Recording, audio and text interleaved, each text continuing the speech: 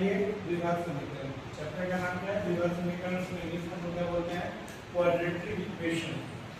समीकरण का मतलब होता है कहीं भी जब आपको इक्वल टू साइन दिख जाए, इक्वल टू साइन कहीं भी दिखे तो वो समीकरण होता है। कहीं भी किसी भी गणित में कहीं भी उसको अगर बराबर का चिन्ह दिख जाता है तो वो हमारा समीकरण होता है। कोई भी समीकरण, दुनिया का कोई भी समीकरण गणित में अगर इस रूप में हो, ax² + bx + c = 0 के रूप में हो, कोई भी समीकरण ax² + bx + c = 0 के रूप में हो, जहां पे a b c क्या है? वास्तविक संख्या होनी चाहिए। और वास्तविक संख्या ऑलरेडी मैंने पहले बता चुके हैं कि पढ़ने और अपढ़ने संख्या के समूह को क्या कहते हैं? वास्तविक संख्या। मैंने ये भी बता दिया है कि पढ़ने संख्या किसे कहते हैं, अपढ़ने संख्या किसे कहते हैं चैप्टर 1 में, ठीक है ना। और दूसरा कंडीशन क्या है? पहला तो है कि a, जैसे a b यहाँ पे क्या है? a x² गुणांक है, b यहाँ पे क्या है? x का गुणांक है ना। जैसे मैंने बताया था कि मालूम होना चाहिए कि 3x + 5 चैप्टर 2 में मैंने बताया था, बहुत जहाँ मैंने पढ़ाया था वहाँ पे मैंने बताया था ये 3x यहाँ पे 3 और यहाँ पे 5 ये अचल पद है, ये अचल पद है।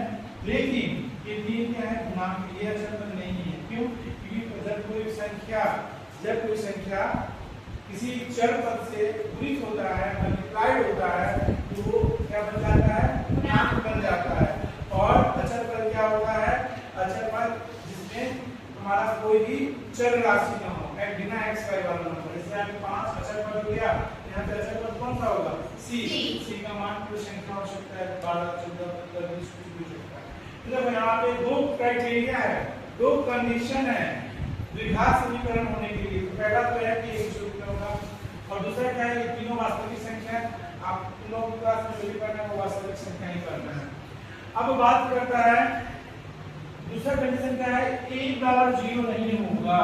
ये यहाँ पे कभी भी 0 नहीं आएगा। अगर आएगा तो क्या होगा? अगर मान लीजिए कि अगर यदि a का मान 0 रखते हैं, यहाँ पे 0 रखेंगे तो 0 × x² गया प्लस bx + c, तो ये 0 हो गया, तो bx + c = 0। ये द्विघात समीकरण नहीं है, ये क्या है? ये रैखिक समीकरण है। क्यों? क्योंकि यहाँ पे पावर x के ऊपर घात 2 था, इसमें द्विघात। यहाँ पे x के ऊपर घात कितना आ गया? a, इसलिए रैखिक।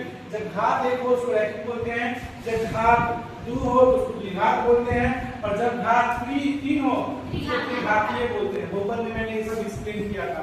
और एक चीज और ध्यान में रखना, गणित में कोई भी समीकरण में जितना घात होता है ना उतना ही x का मान होता है। अगर x में समीकरण है तो, अगर y में समीकरण है तो उतने y का मान होगा।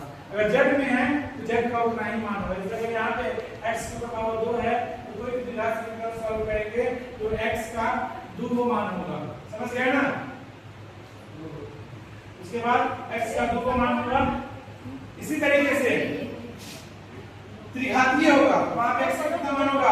3। मैंने चैप्टर 2 में मैंने बताया था, जैसे त्रिघातीय वाले में अल्फा बीटा गामा बताया था, द्विघातीय वाले में मैंने अल्फा और बीटा बताया था ना, वही चीज है। अब यहाँ पे देखो ये रैखिक समीकरण हो गया, द्विघात समीकरण नहीं होगा। क्यों? कब? किस केस में? जब a का मान 0 है। इसीलिए भूल करके भी नहीं, परिभाषा में आता है कि यदि कोई समीकरण ax² + bx + c = 0 है, जहाँ पे a b c वास्तविक संख्या है, a क्या है? a = 0, a does not equal to 0, a ऋणात्मक, a धनात्मक क्या होगा? क्या लिखोगे वहाँ पे? a 0 के बराबर नहीं होगा। अब एग्जांपल हम देखते हैं। एग्जांपल क्या है? x² + 7x + 12 = 0।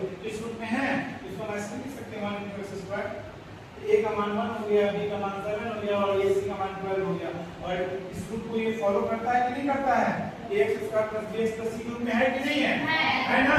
तो ये द्विघात समीकरण का एग्जांपल हो गया। अगर इसको हम सॉल्व करते हैं किसी भी विधि से, जो मैंने पहले बता चुके हैं, मैं बता चुका हूं, कोई भी विधि से, गुणनखंड विधि हो गया, फार्मूला यूज करके गुणनखंड करने आता है ना, x का मान निकालेंगे तो वही उसका क्या कहा जाएगा? x का वैल्यू यहाँ पे क्या कहलाता है? मूल। x के मान को क्या बोलते हैं? द्विघात समीकरण में मूल। मूलों की संख्या कितनी होगी? जितना चर का मान होगा, चर मतलब x y z जो भी है, और वो कितना होगा? 2 होगा। और पहले को हम अगर अल्फा मान देते हैं तो दूसरे को बीटा मान देते हैं। यही हमारा द्विघात समीकरण है। समझ में आ गया? Yes sir.